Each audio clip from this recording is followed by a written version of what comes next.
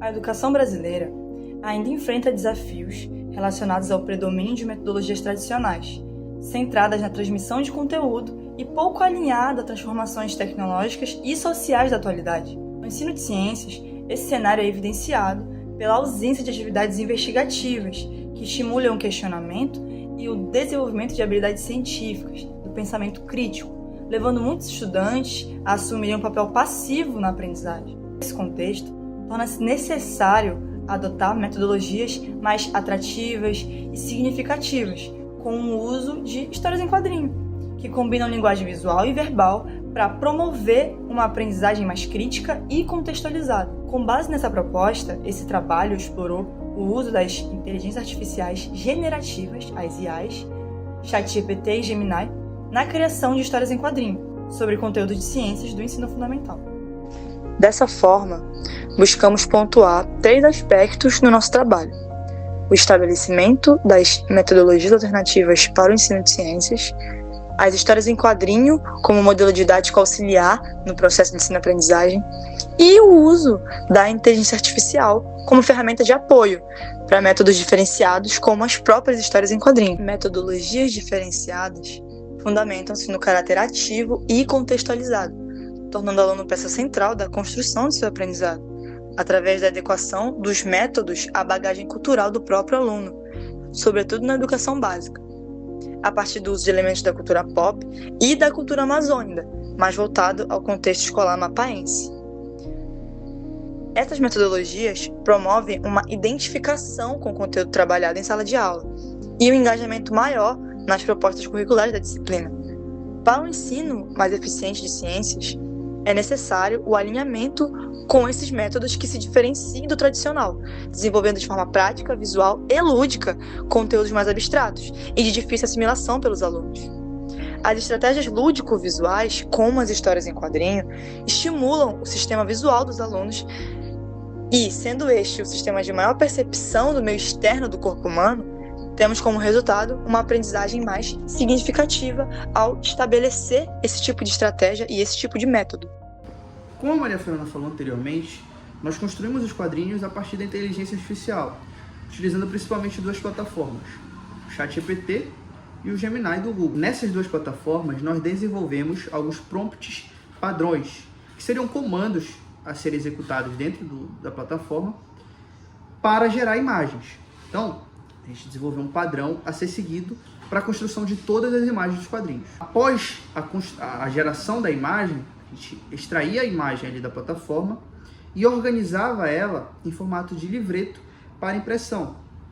Em seguida, a gente imprimia essas imagens, plastificava elas e as grampeava em formato de livreto para levar para a escola.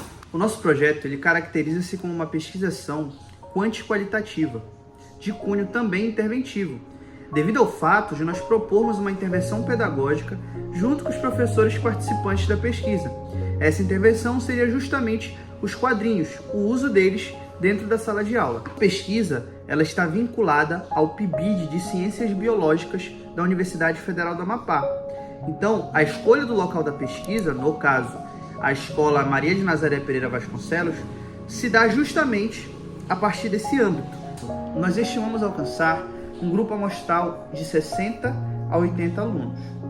Mas ressaltamos que os alunos, por mais que eles sejam o público-alvo dos quadrinhos, eles não são o foco principal da nossa pesquisa. Por quê? O objetivo principal da nossa pesquisa é validar o quadrinho como uma ferramenta educacional. Portanto, a gente precisa aplicar os quadrinhos em sala de aula com os alunos, mas o mais importante é ouvir a opinião dos professores. Nossa análise de dados, que é o carro-chefe da nossa metodologia, ela é baseada em um trabalho publicado por Loureiro em 2024, onde ele validou o questionário aplicado a estudantes do ensino superior através do feedback de especialistas. Esses especialistas, na pesquisa dele, seriam professores do ensino superior. No nosso caso, esses especialistas e o material a ser validado seria os quadrinhos sendo avaliados por professores da rede pública de ensino. Nós vamos selecionar os especialistas que vão julgar nossos quadrinhos através de um coeficiente de K, que basicamente vai qualificar ou não aquela pessoa como especialista, como uma pessoa apta para avaliar os nossos quadrinhos. O coeficiente de K, ele busca quantificar os dados obtidos através de um questionário. Esse questionário ele se chama justamente painel do especialista, onde o professor ele vai se autoavaliar quanto às suas competências para avaliar o quadrinho, né, para dar esse retorno para a gente, e argumentar o porquê ele se julga competente para avaliar o nosso quadrinho. A relação desses dois tipos de pergunta é o que quantifica o dado final que nós queremos obter no coeficiente de K. Ao final, a união desses dois tipos de pergunta, fatores de argumentação e a autoavaliação do professor, eles nos dão o valor final da fórmula, que é o valor de K. Portanto, todo professor que for submetido a esse questionário, ele terá uma pontuação. E nós determinamos como pontuação mínima para ser selecionado como especialista o professor o valor de 0,75. Os especialistas selecionados irão avaliar os nossos quadrinhos através de uma tabela de feedback, onde nós colocaremos diferentes aspectos dos nossos quadrinhos a serem avaliados por eles. Esses aspectos eles também serão quantificados em uma escala de 0 a 5, para no final nós unirmos esses números em uma fórmula chamada coeficiente V de Ike. E ao final, o valor dessa fórmula, no caso o valor de V, é o valor em que a gente precisa atingir, por assim dizer, para validar o quadrinho. Então a gente vai ter um valor mínimo através do coeficiente V de Ike a ser atingido para validar os quadrinhos como uma ferramenta educacional eficaz.